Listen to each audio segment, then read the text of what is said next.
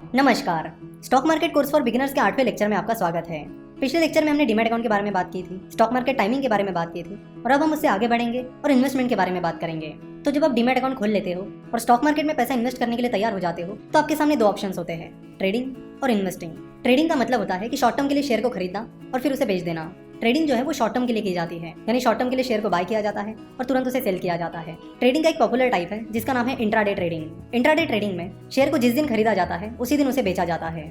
Stock market में आप देखोगे तो आपको बहुत सारे लोग ट्रेडिंग करते हुए दिखेंगे। तो ट्रेडिंग होती है शॉर्ट टर्म के लिए, वही इन्वेस्टिंग होती है लॉन्ग टर्म के लिए। यानी अगर आप आज शेयर खरीदते हो और उसे 1-2 साल बाद या 5-10 साल बाद बेचते हो तो वो हो गई इन्वेस्टिंग। तो किसी भी बिगिनर के लिए पहला सवाल तो यही है कि ट्रेडिंग करें या इन्वेस्टिंग करें। तो जैसे आप डीमैट अकाउंट खोलने के बाद स्टॉक मार्केट में इन्वेस्ट करने के लिए रेडी हो जाओगे तो आपके सामने भी दो सवाल रहेंगे कि क्या मुझे ट्रेडिंग करनी चाहिए या इन्वेस्टिंग। और इस सवाल का जवाब ढूंढने के लिए हमें कुछ चीजें समझनी होगी। मिस्टर बेंजामिन ग्राहम ने बहुत सही बात कही है। उन्होंने कहा है कि स्टॉक मार्केट शॉर्ट रन में एक वोटिंग मशीन की तरह काम करता है। यानी शॉर्ट रन में स्टॉक मार्केट बहुत ही अनसर्टन रहता है, बहुत ही फ्लक्चुएशंस चलते रहते हैं। वही लॉन्ग टर्म में स्टॉक मार्केट एक वेइंग मशीन की तरह काम करता है। यानी लॉन्ग रन में स्टॉक मार्केट बिजनेस परफॉर्मेंस को फॉलो करता है।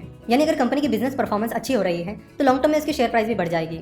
वही अगर कंपनी का बिजनेस परफॉर्मेंस लगातार खराब हो रहा है तो कंपनी की शेयर प्राइस लॉन्ग टर्म में नीचे गिर जाएगी। तो कंक्लूजन ये है कि आपको बिजनेस परफॉर्मेंस पर फोकस करना होगा और शॉर्ट टर्म में यानी डेली शेयर प्राइस को नहीं देखना होगा, आपको लॉन्ग टर्म पर फोकस करना होगा। अगर कोई बिजनेस अच्छा परफॉर्म कर रहा है तो लॉन्ग टर्म में उसकी शेयर प्राइस बढ़नी ही बढ़नी है। शॉर्ट टर्म में कई सारे फ्लक्चुएशंस चलते हैं, जैसे कि इलेक्शन आता है तो फ्लक्चुएशन होता है, यूएस या किसी कंट्री पर टेररिस्ट अटैक हो जाता है तो स्टॉक मार्केट गिर जाता है। तो ऐसे कई सारे फ्लक्चुएशन शॉर्ट टर्म में चलते रहते हैं जिनका कंपनी की बिजनेस परफॉर्मेंस से कुछ भी लेना देना नहीं होता।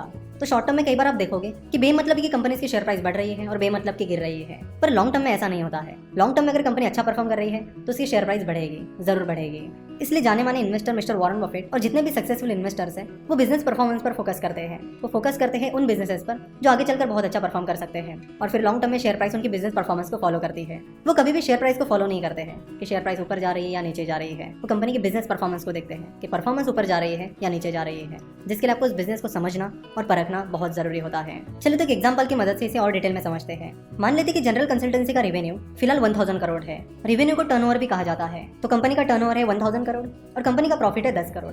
बीच में 2-3 साल निकल जाते हैं और फिर 2-3 साल बाद कंपनी का रेवेन्यू 10,000 करोड़ हो जाता है और कंपनी का प्रॉफिट 120 करोड़ हो जाता है। तो ऑब्वियस सी चीज है कि कंपनी का बिजनेस परफॉर्मेंस अच्छा होने की वजह से कंपनी का वैल्यूएशन भी बढ़ जाएगा और फिर कंपनी का बिजनेस परफॉर्मेंस अच्छा होने की वजह से कंपनी की शेयर प्राइस कंपनी की बिजनेस परफॉर्मेंस को फॉलो करेगी, जिससे जनरल कंसल्टेंसी के इन्वेस्टर्स को फायदा होगा।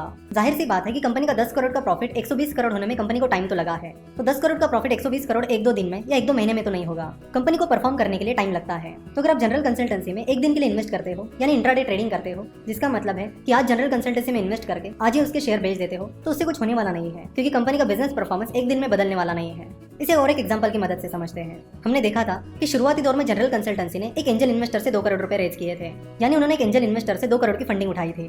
ना अगर वो एंजल इन्वेस्टर जनरल कंसल्टेंसी में सुबह इन्वेस्ट करता और शाम को अपने पैसे निकाल लेता तो उससे ना जनरल कंसल्टेंसी को कुछ फायदा होता ना उस इन्वेस्टर को, क्योंकि उस चीज का कोई सेंस ही नहीं बनता। कंपनी पैसा उठाती है अपने बिजनेस को एक्सपांड करने के लिए, अच्छा परफॉर्म करने के लिए। सो अगर वो एंजल इन्वेस्टर कंपनी में सुबह पैसे डालता और शाम को निकाल देता तो कंपनी को उन पैसों का कुछ भी फायदा नहीं मिलता। कंपनी उन पैसों को बिल्कुल भी यूटिलाइज नहीं कर पाती, जिससे कंपनी की बिजनेस परफॉर्मेंस में कोई भी चेंज नहीं आता और जिसका सीधा मतलब है कि उस इन्वेस्टर को भी उसका कुछ भी फायदा नहीं मिलता।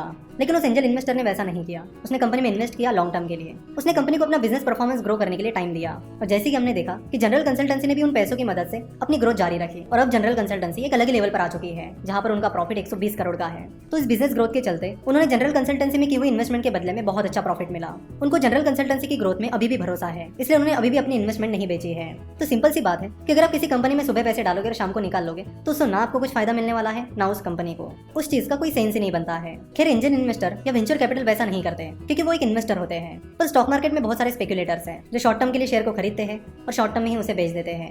तो जो शॉर्ट टर्म ट्रेडिंग होती है वो कुछ नहीं बल्कि एक स्पेकुलेशन होता है। ये चीज आप अच्छे से समझ लीजिए। और जो इन्वेस्टमेंट होती है वो हमेशा लॉन्ग टर्म होती है, क्योंकि कंपनी को परफॉर्म करने के लिए टाइम लगता है। तो अगर आप दुनिया के सारे उन लोगों की लिस्ट निकालोगे जिन्होंने स्टॉक मार्केट से पैसा कमाया है तो वो सारे इन्वेस्टर्स हैं जिन्होंने उन कंपनीज में इन्वेस्ट करके पैसा कमाया है जिनकी ग्रोथ पर उन्हें भरोसा था। उन्होंने शेयर्स को सुबह खरीदकर शाम को बेचकर पैसा नहीं कमाया है। तो फिर चाहे वो दुनिया के 3rd richest person mister Warren Buffett हो, दुनिया के 5th richest person mister Carlos Slim Helu हो या फिर और भी कोई सक्सेसफुल इन्वेस्टर हो, इन सब लोगों ने लॉन्ग टर्म इन्वेस्टमेंट करके पैसा कमाया है। तो एज एन इन्वेस्टर आपका काम है कि आपको ऐसी कंपनीज ढूंढनी है जिनकी बिजनेस परफॉर्मेंस फ्यूचर में अच्छी खासी ग्रो होगी।